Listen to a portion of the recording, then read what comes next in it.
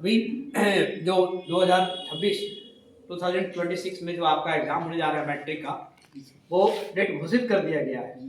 आप एसएसटी जहाँ तक पढ़ाते हैं, बहुत अच्छी आपकी नॉलेज है, जानकारी है। तो हर बच्चे अभी कहते हैं कि हिस्ट्री याद तो करते हैं पर भूल जाते हैं। ठीक है, तो ये सब्जेक्ट के बारे में आप क्या कहना चाहेंगे? सबसे पहले मैं कहना चाहूँगा सर कि इस बार जो बोर्ड पैटर्न में क्या चारों सब्जेक्ट्स का अलग अलग क्वेश्चन पेपर देंगे 20 मार्क्स में।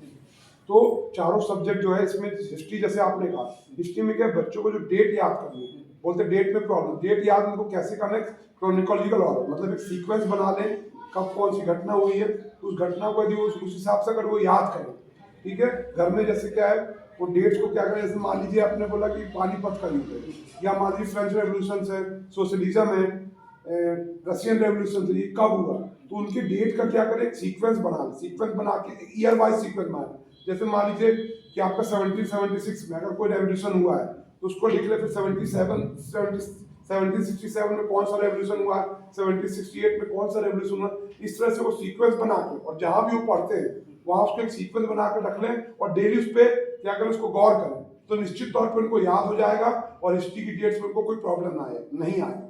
नेक्स्ट सर जैसे ज्योग्राफी हुआ, ज्योग्राफी में क्या है, एक क्वेश्चन आता है मैप स्टडी, जो कि 5 मार्क्स का रहता है। तो ये क्या करें, इंडिया या ज्यादातर क्या होता है 10th क्लास में इंडिया क्या मैप के बारे में आता है, तो वो क्या करेंगे, इंडिया में कहाँ पर नेचुरल रिसोर्सेज कहाँ पर है, जैसे मान लीजिए ऑयल फील्ड कहाँ पर है, एयरपोर्ट्स कहाँ पर है, इंडिया में जितने भी जो इंटरनेशनल एयरपोर्ट्स का यदि पूरी जानकारी वो रख लें, और याद रखें, एक इंटरनेशनल एयरपोर्ट का चार्ट बना ले, और घर में मैप्स ला के उन मैप पे इंटरनेशनल एयरपोर्ट कौन सा कहाँ स्टैब्लिश किया गया, इसको अगर वो प्रैक्टिस करें तो निश्चित तौर पर उनको ज्योग्राफी मैप में कोई प्रॉब्लम नहीं है। हम आ गए इकोनॉमिक्स पार्ट।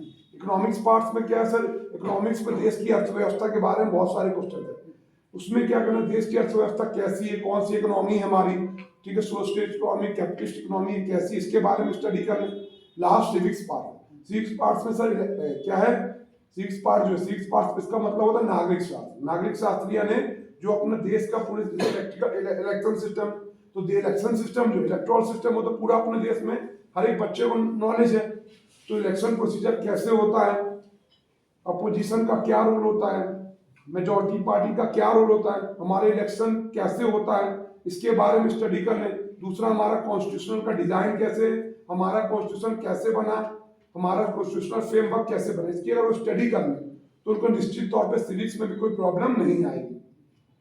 समस्या ये है सर कि 4 सब्जेक्ट एक साथ बच्चों को पढ़ने बहुत गैदरिंग लग रहा है और प्रेशर में है कि मैं किस सब्जेक्ट को कैसे तैयारी करूं, वो चारों सब्जेक्ट को एक साथ कैसे प्रिपेयर कर सकता है? देखिए सर, उसमें क्या है कि बच्चे जो है सब्जेक्ट को क्या करें, टाइम बांध लें, ठीक है। जैसे मान के चलिए 4 या 5 घंटा यदि पढ़ते हैं तो डे बांध लें। जैसे मैंने क्या किया, मतलब 6 डेज है, तो 2 दिन मैंने सिविक्स पढ़ा, 2 दिन मैंने ज्योग्राफी पढ़ा, 2 दिन हिस्ट्री पढ़ा, 2 दिन क्या पढ़ा, इकोनॉमिक्स पढ़ा। तो इससे क्या होगा सर, उनका जो प्रॉब्लम है वो कि एक साल ना पढ़ने वाला जो प्रॉब्लम सॉल्व हो जाएगा, और वो इससे उनको याद भी हो।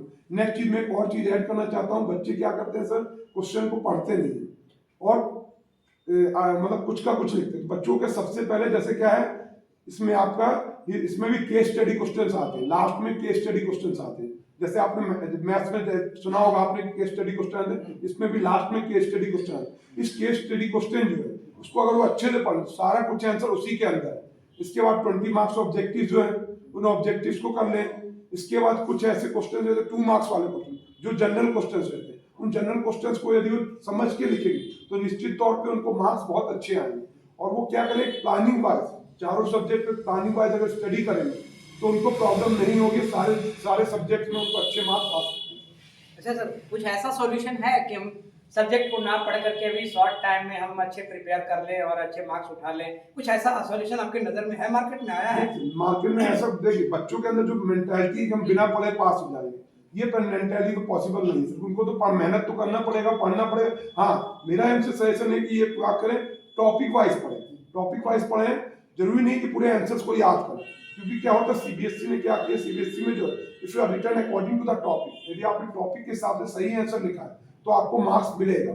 ये नहीं है कि आपका बुक का ही लैंग्वेज आपको लिखना है, आप अपने लैंग्वेज में भी आंसर्स लिख सकते हैं, but it should be related to the topic से रिलेटेड होना चाहिए। और दूसरी चीज क्या, मैंने देखा बच्चे क्या करते 2 मार्क्स क्वेश्चन 2 मार्क्स क्वेश्चन में क्या करते हैं वो मतलब बेमतलब का लिखते हैं, उतना नहीं लिखना, उनको क्या वर्ड लिमिट रखते, इससे क्या होता है उनका लास्ट में क्वेश्चन छूट जाता है। कई बच्चों की ऐसी प्रॉब्लम आती है सर कि लास्ट में क्या होता है उनका क्वेश्चन छूट जाता है। मैं हर एक सब्जेक्ट की बात कर रहा हूँ, तो ये क्या करते हैं कि जितना पूछा गया उससे ज्यादा लिखते हैं, ठीक है। क्या होता है कुछ बच्चे ऐसे होते हैं वो वेग में ये नहीं देखते कि मैं क्या लिख रहा हूँ, तो मेरा सजेशन से बच्चों से कि टू द टॉपिक लिखो, जितना पूछा गया उतना ही लिखे, उसमें अपना टाइम वेस्ट न करें उस क्वेश्चन पे।